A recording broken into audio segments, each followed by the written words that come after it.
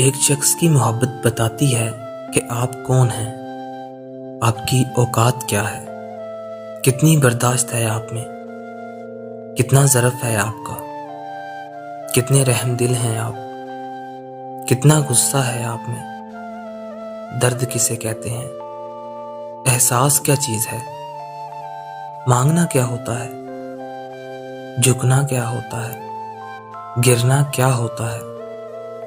और वैसे भी मोहब्बत अक्लमंद लोगों के बस की बात नहीं।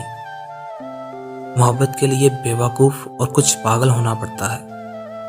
अक्लमंद लोग मोहब्बत नहीं करते, वो मोहब्बत को बस एक बैंक स्टेटमेंट की तरह लेते हैं। जब इसमें उन्हें कोई खसारा नज़र आए तो वो अपना रास्ता ही बदल लेते हैं। लेकिन जो मोहब्बत में पागल हों, उनको इन खसारों की परवाह नहीं होती। वो बस उस शख्स की मोहब्बत में पागल हो जाते हैं